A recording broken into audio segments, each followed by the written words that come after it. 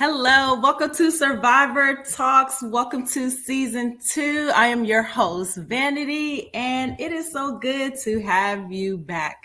I am so excited to be sharing this season with you. So many different and wonderful topics related to trauma. And I'm going to have so many different guests sharing their empowering, inspiring stories. So make sure you stay tuned for that. But before we get started, I have to give y'all the disclaimer. Trauma is a very sensitive topic. So at any moment you feel triggered, please, to go ahead. You can step away. You can go take a break. Get yourself a drink of water. Take a little walk. And if you feel like you can come back and join us. We want to have you. All right, so I am so excited to be introducing our first guest of this season. I am going to introduce to you Dr. Ambassador Lynn Hill from South Africa. She is an inspirational speaker. She's an author. She's a poet and a mental health practitioner. And she's a wonderful woman who has an inspiring story of overcoming trauma, breaking the cycles of abuse. And I just love her story. And I'm just so excited to have her here to be able to share it with you. So let's welcome Dr. Ambassador Lynn Hill. Hi. Good day from Cape Town, South Africa. Thank you for the introduction, Vanity, and an absolute honor to have been chosen to share this platform, which I believe is an exceptionally sacred one. So I'm very humbled, inspired, slightly nervous, but yet excited to be sharing. I know how it can be sometimes, having to, just share your story. I'm so glad that you can be here today. You have a very powerful story and you've experienced a lot in life, right?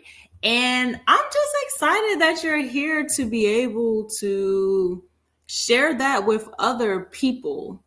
When it comes to trauma, lots of people, almost everybody has some type of experience.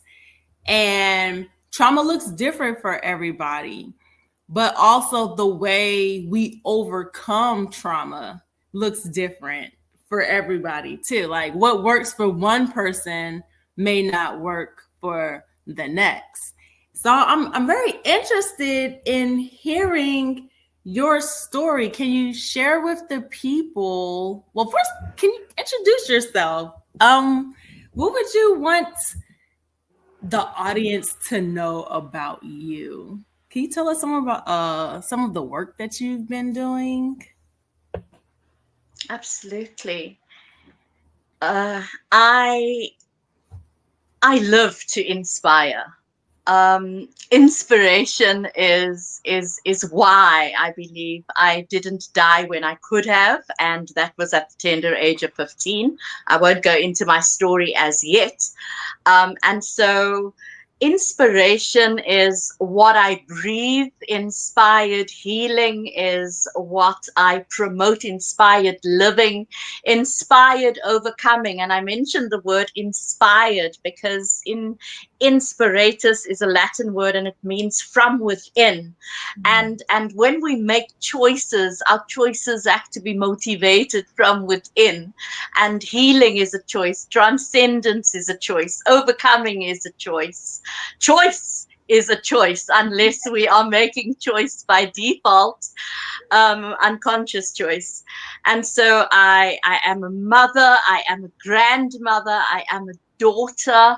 I have daughters all over the world because I have mentees all over the world, and they just take on the role of daughter through my eyes. And so I'm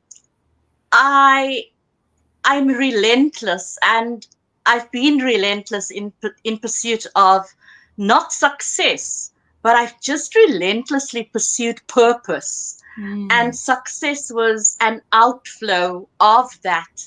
And so, as much as I love and love to inspire, um, my love for life is every aspect and medium of what I use to inspire, which is my speaking and my training and my writing and my poetry, as well as my role of mental health practitioner.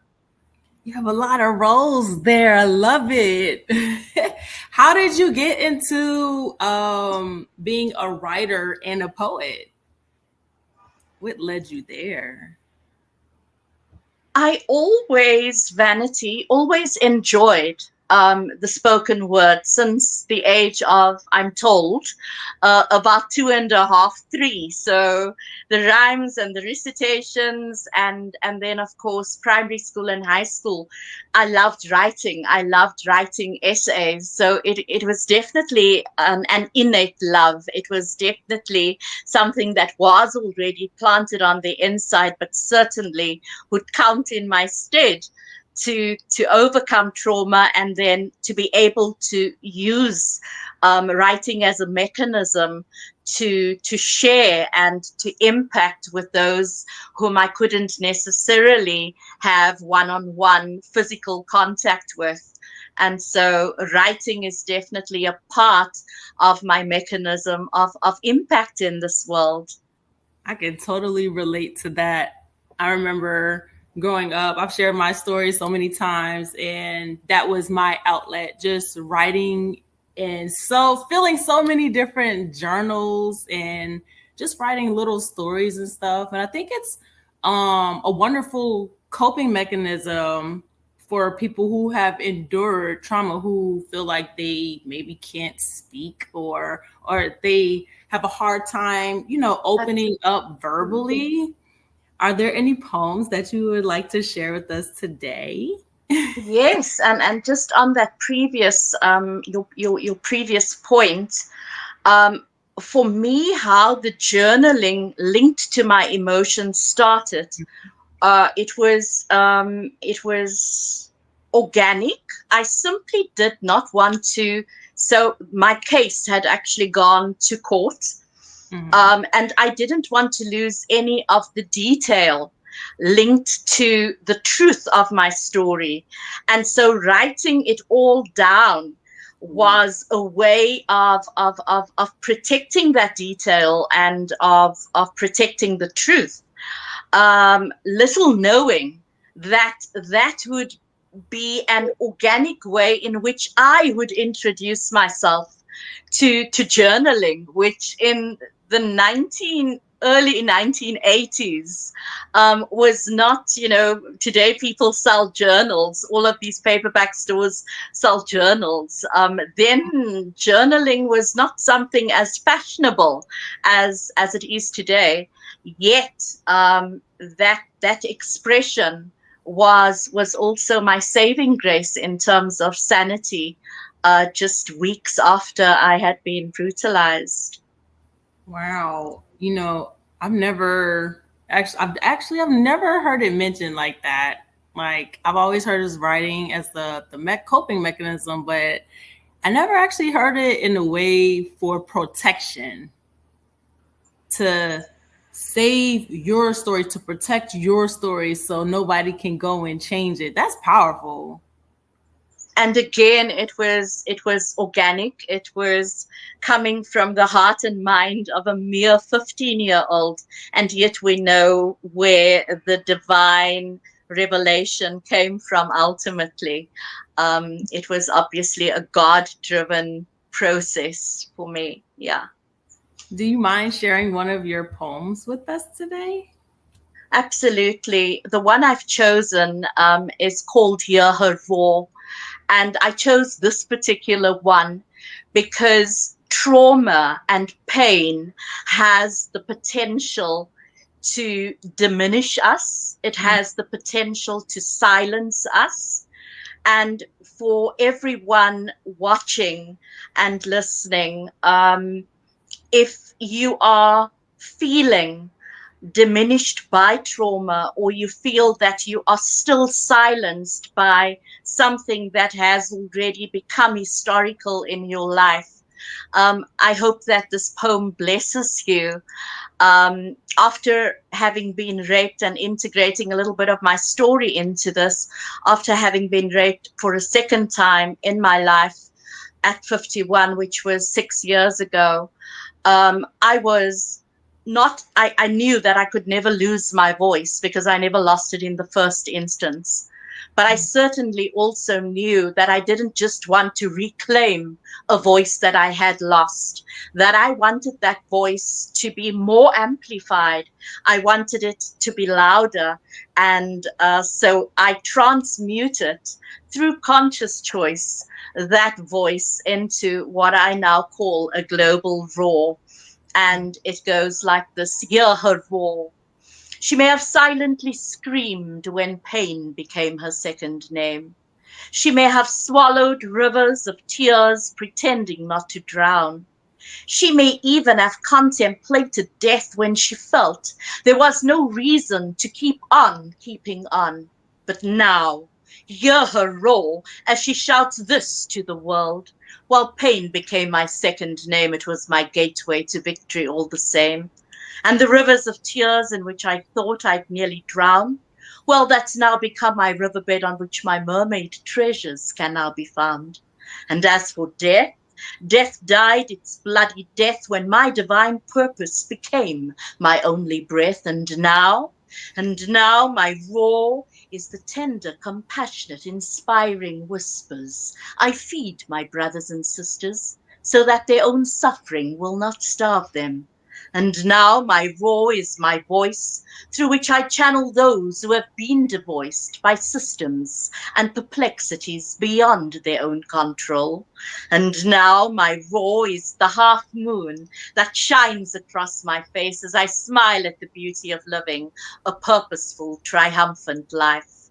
And now my roar is the license I choose to give myself to unconditionally love myself, because self-love now amplifies my presence in this world. And now my roar is my laughter that tumbles from deep within my soul, bouncing between light and love and the realization that I was never broken but always whole. And now my roar is my fulfilled dreams, a self-made oasis birthed in a desert in which I did not ask to be birthed in, get lost in, or get raped in twice. And now my roar is my uncompromised, unapologetic authenticity. And now my roar is the true celebration of my precious soul's sacredity. Thank you. Wow. That was a very powerful poem. Very, very powerful. You can definitely hear the power in it, and you can see the purpose in it. It screamed purpose. You said I didn't ask to come from the desert, but you still found purpose.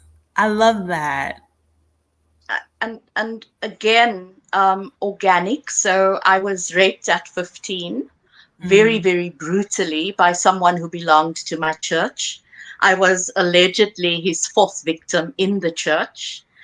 And when the police got to me and saw me, they actually thought that a train had ridden over my face. They thought I was in a train accident.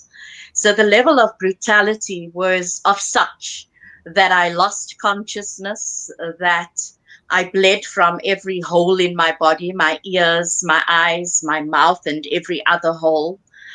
And it was not only just sexual violation, there was aspects of torture attached to that.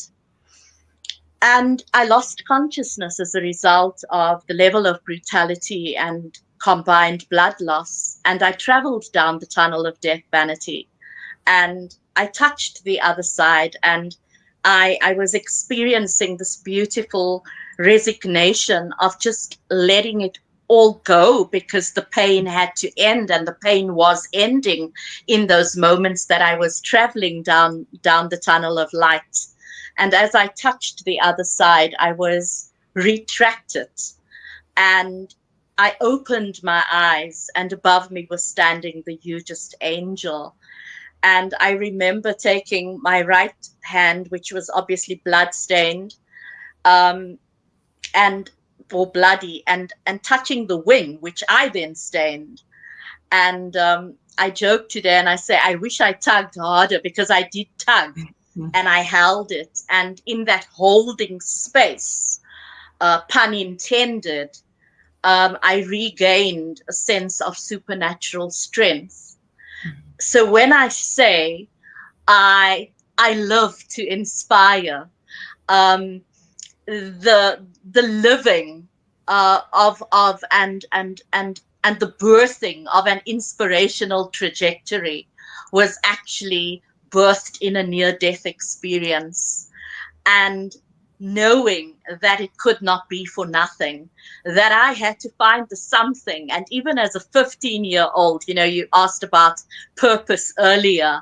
And as a 15-year-old, it was, what's the something? Because there is no way I could have needed to endure the level of pain, the level of torture.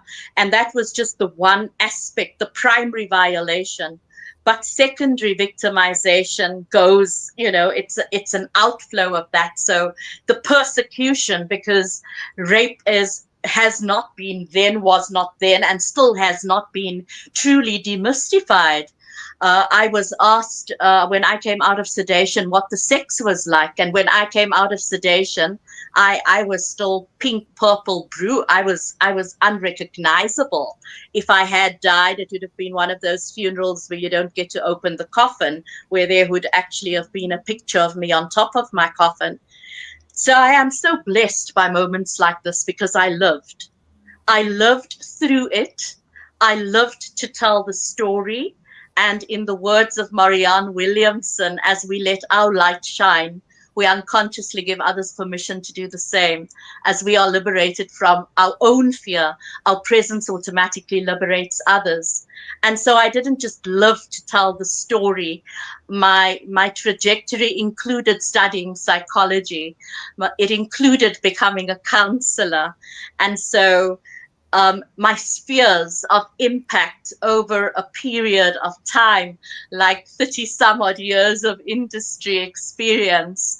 I'm so glad that I did live, and that I lived through it, because what my story has done for others, it has given them enriched perspective on their own stories, even if it was not trauma.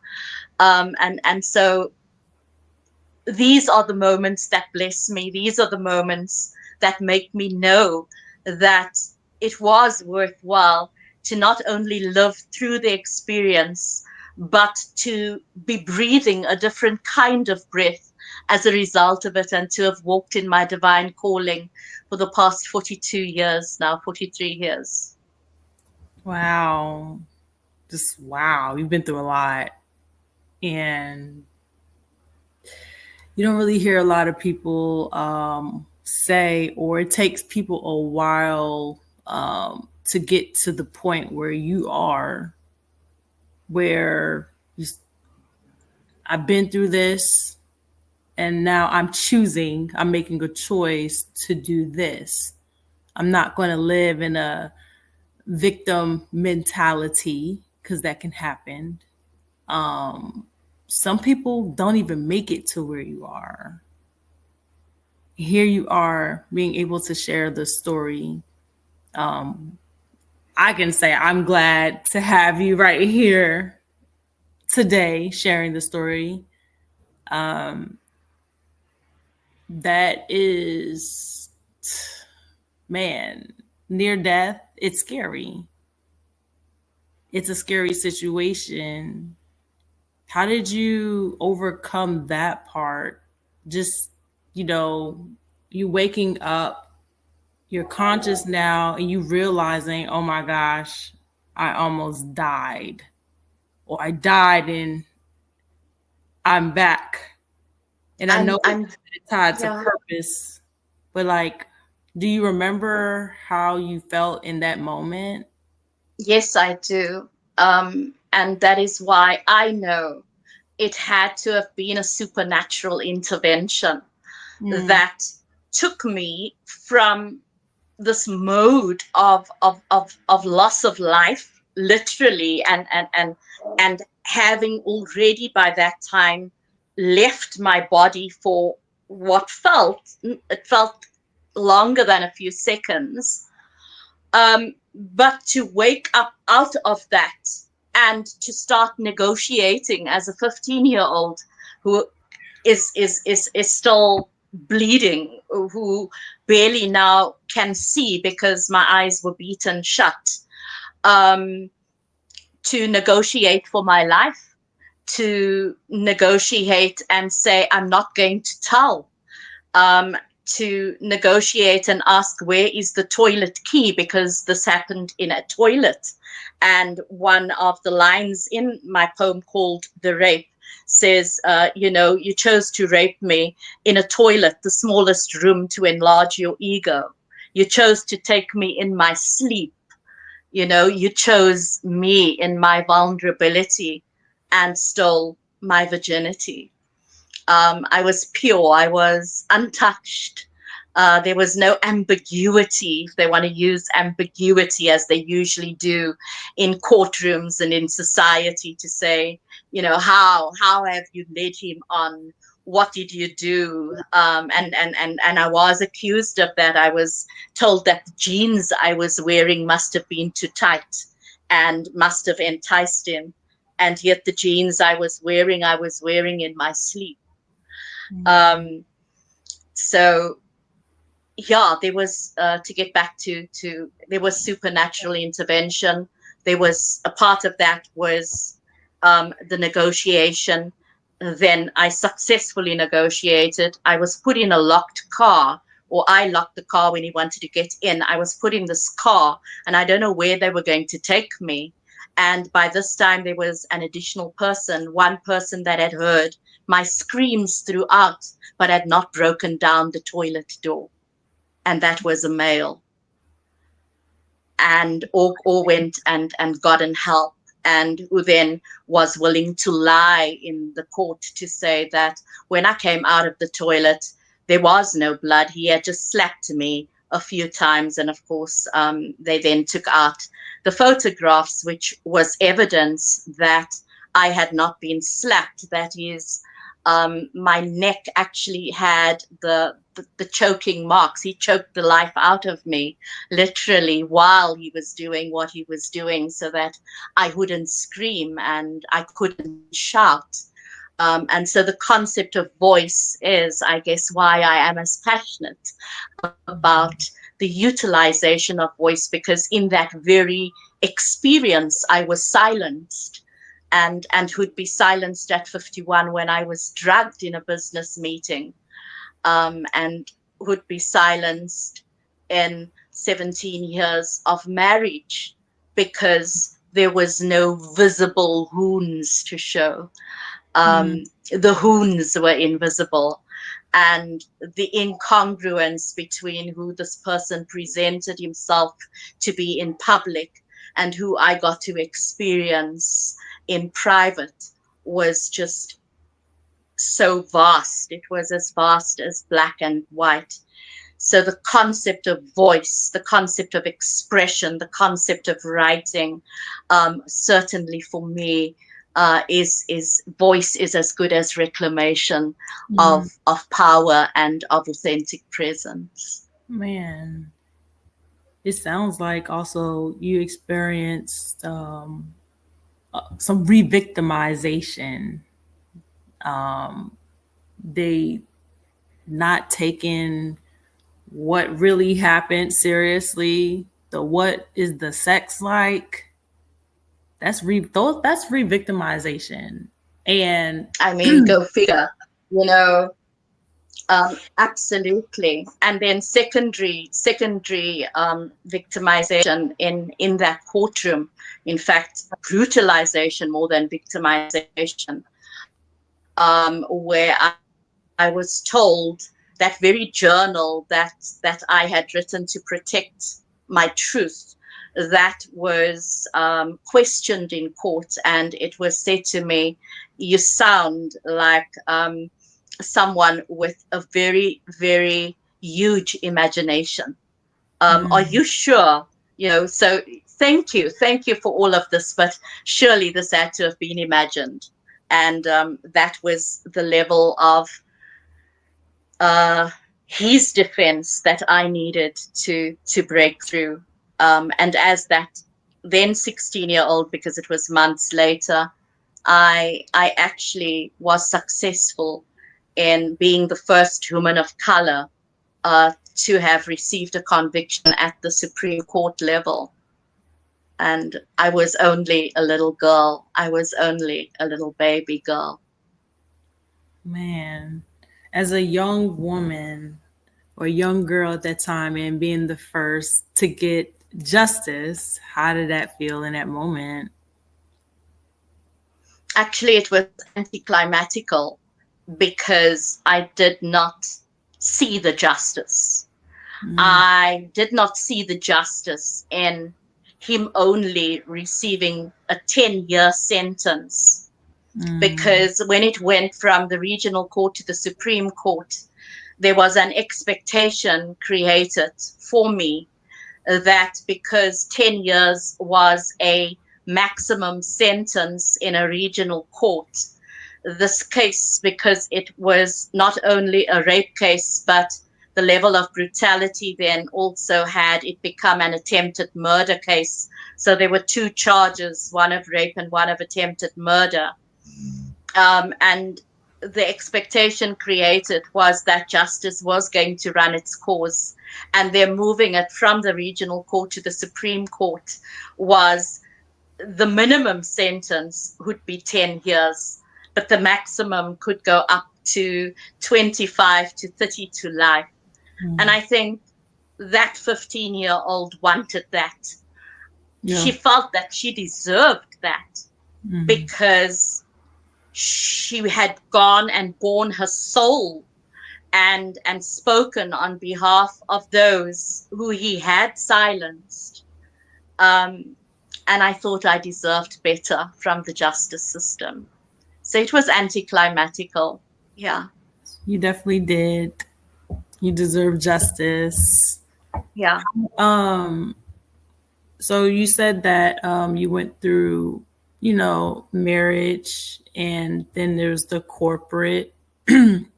How did your experience as a 15-year-old girl affect your life in adulthood when it comes to trauma?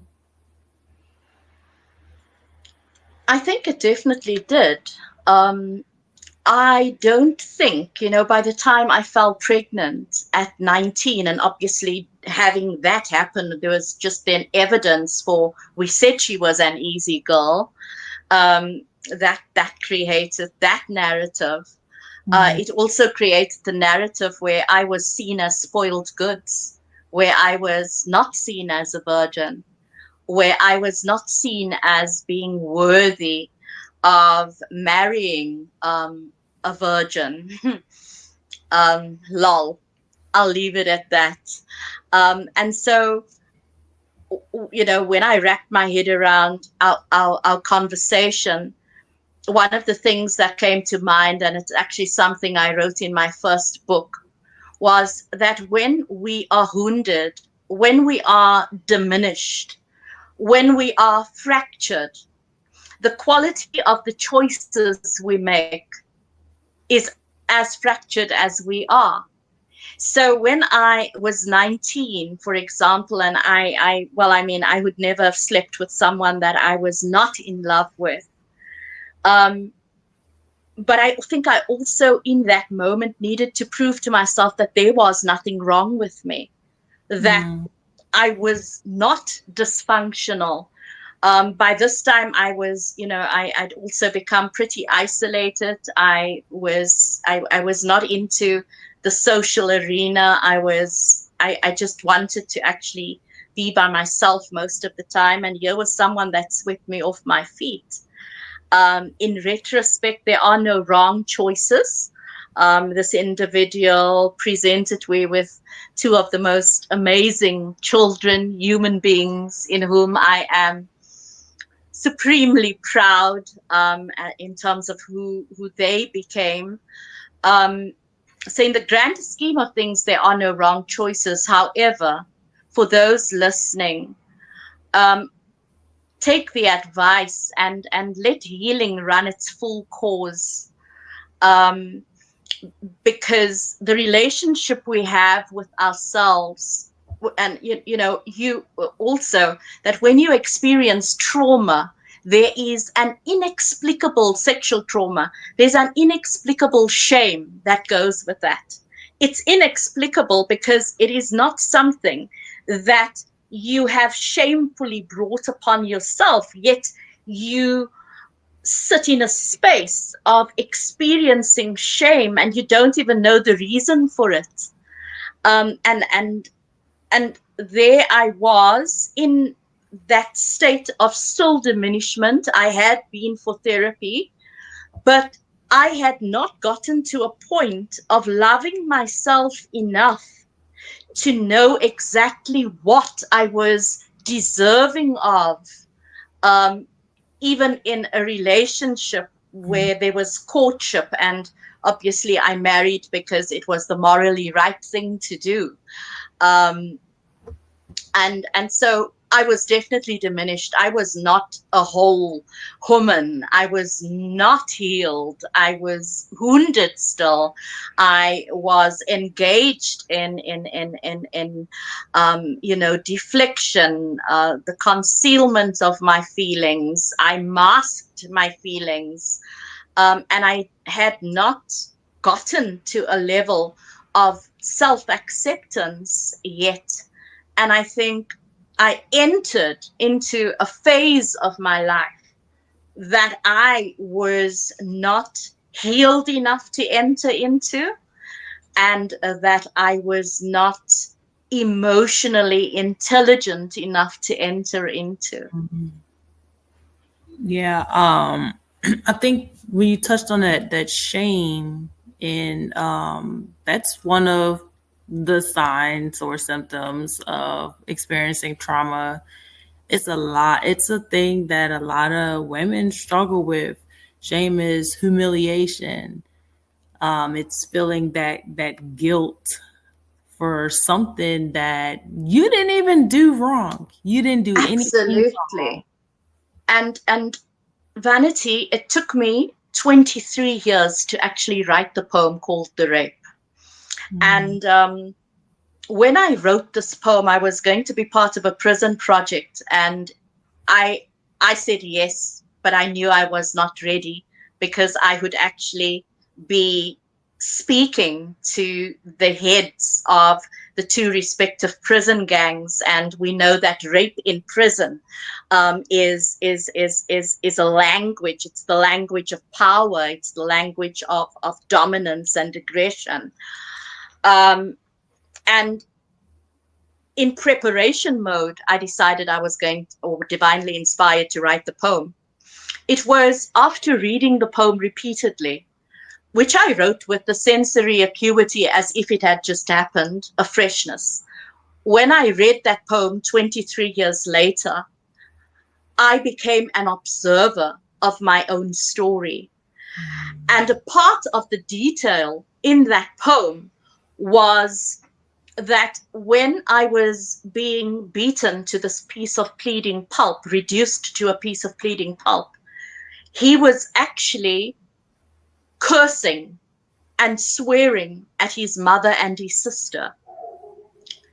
And when I read that poem, and even I remembered the words, and the words are also in that poem, quote unquote, which I won't quote now, it was a moment in time that shifted my buried shame, because we ask ourselves, what did I do wrong? How was it my fault? How do I make sense of this? And society really, it makes it easier for us to also feel that sense of inexplicable, dubious, and paradoxical shame. But realizing in that moment that if you were punching me and cursing them, then I was simply an object of your displaced anger. And that allowed me to then objectify an experience that I had owned. It allowed me as a woman to detach from something that I had shamed and blamed myself for. And never mind how inexplicable it was and irrational it was of me to do that. But it was something I was still carrying. And when I was able to objectify that experience, my goodness, I then realized you had anger issues. And I was a target for your unprocessed emotions, for your anger issues directed towards two significant women in your life. And at the age of 38, when I realized this beast of whom I was his victim, this beast, in my eyes, became a human being who had hopelessly faltered.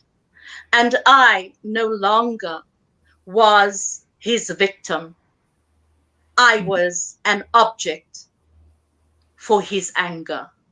And that was my game changer. The objectification of an experience that I had personalized, that every victim personalizes.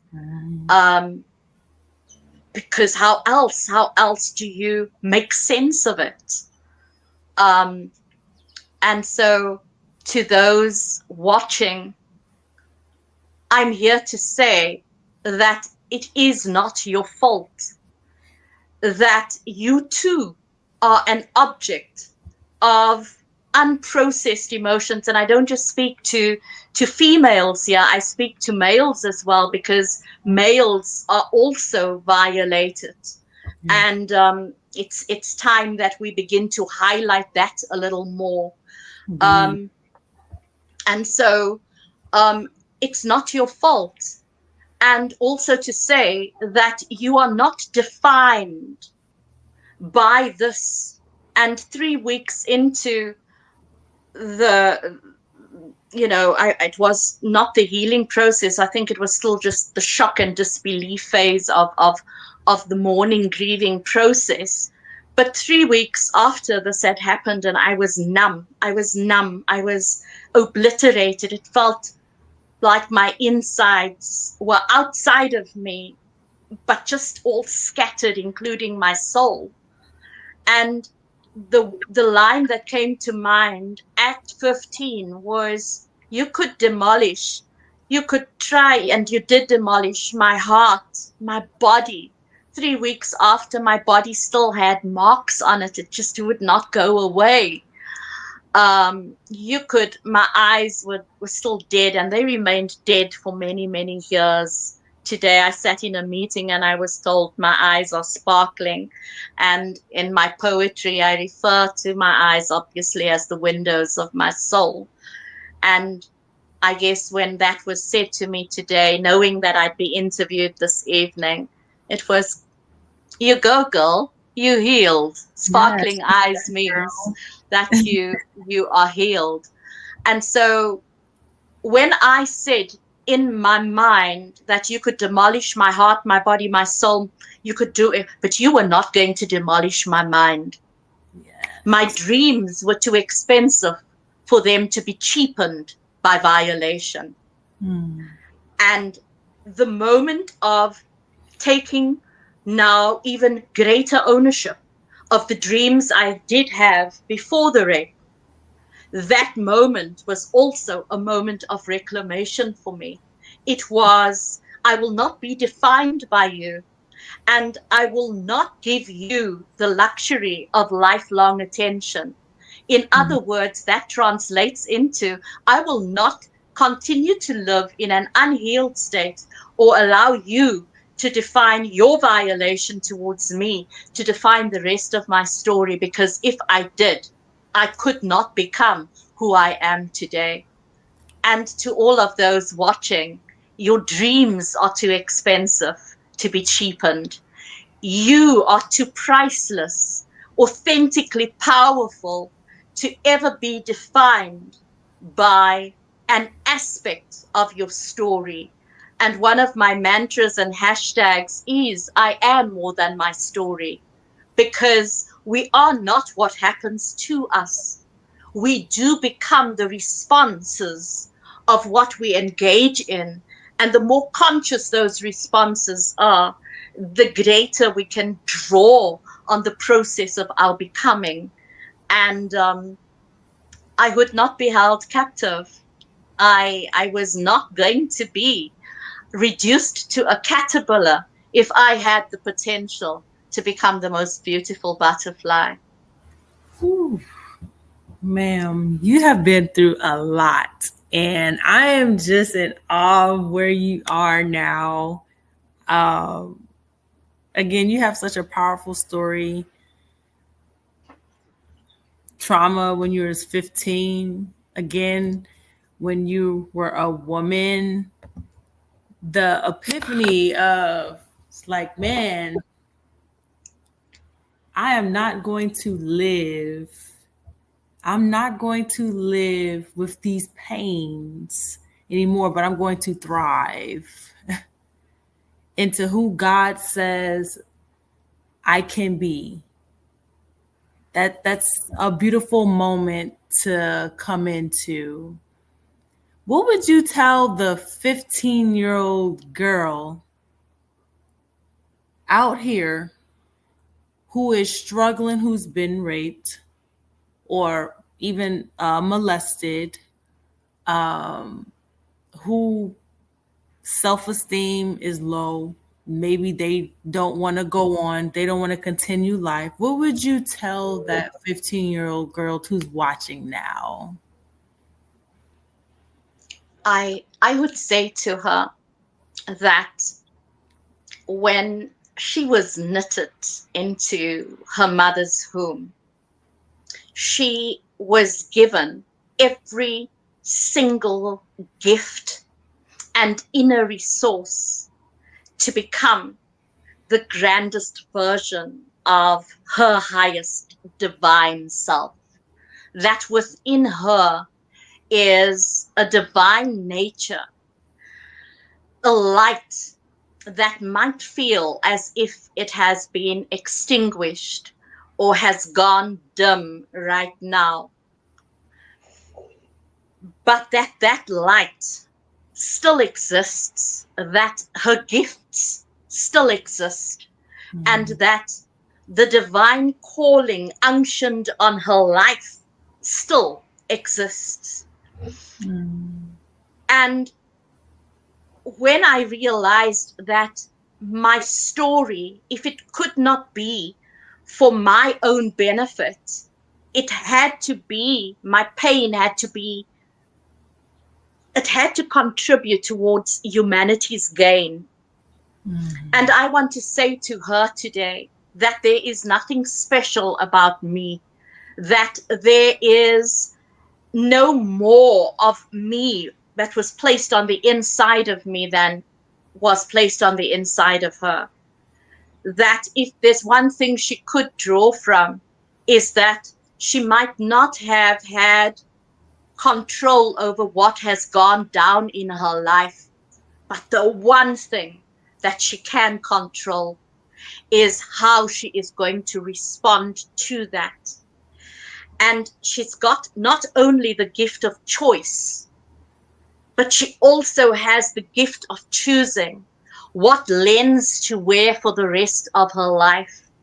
And the combination of choice and lens, whether it is a lens of pain or power, whether it is a lens of pity or passion, whether it is a lens of victimhood or victory, that the alternate is one that presents her with the choice to become one thing over another, that I never waited for the pain and the fear to go away before I started dreaming again.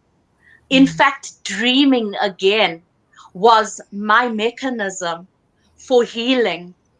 Because when I dreamt, even 3 weeks later, of still attending the university I intended to attend, of still doing the dramas and the school plays that I wanted to do, when I did that, I was wearing and choosing to wear the lens of a visionary and not a victim.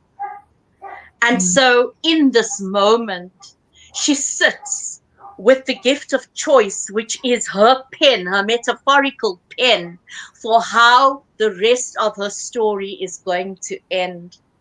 And when we accept that level of autonomy, that level of self-definition, that this has happened to me, but it certainly is not going to control my destiny. It is not going to control who or what I become.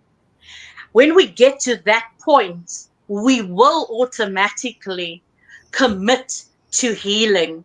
We will automatically commit to not living in a state of victimhood. Today, I want to ask that 15-year-old how her story can change lives, just like my story did. Thank you for sharing that. I know that your words have impacted many, and that is the whole purpose of this, is to help people free from bondage and trauma. And I know your words would impact any teenager who is gone through or going through. Where can people connect with you? Where can they find you? They want to ask you questions or just have a conversation. Where can they connect with you? So I definitely, and this is the first announcement I am making, and I'm excited to be making it, because the copies of both my books can now be found on my website, which is www. They are for sale. They are for sale at a very nominal price. But visit my website to find out more about my work, and to get a greater sense of who I am. And it is www.limitless by Lynn Hill, LIMITLESS by Lynn Hill, all small caps, .co.za. So there's my website that is going to be selling my books, and in about 2 or so months, my inspirational products as well. All of these will be sold in digitized format. As for Facebook, I am Ambassador AMB Lynn Hill 980231. And I think they gave me a number because there is a very reputable mountaineer who lives in the US also by the name of Lynn Hill. So it is AMB, stands for Ambassador. I'm now being called Amber nowadays as well. My name is Lynn, and that would be Facebook. And then I'm also Lynn Hill on LinkedIn. Global inspirational speaker. Yeah. Well, thank you. I want to thank you so much for taking the time and coming on the show today to share a piece of you, a piece of your life, your story, and also sharing how other people can overcome and giving them a word or leaving them a word of empowerment. I am rooting for you. You're doing wonderful things, and I know you're going to continue to do great things in this world to impact other people. You definitely inspire me. And I know that other people will look at you and feel encouraged to do the thing God has called them to do, or just do that thing that they were dreaming about doing. And like you mentioned earlier, dream again. It could be a coping mechanism, and do that thing that it's in your heart to do. The gift of choice. I love that so much. So thank you again for taking the time to come on to Survivor Talks. You definitely had the talk. And I want to thank you all for taking the time to come on and just, watch and tune in today. Until next time, we will see you later.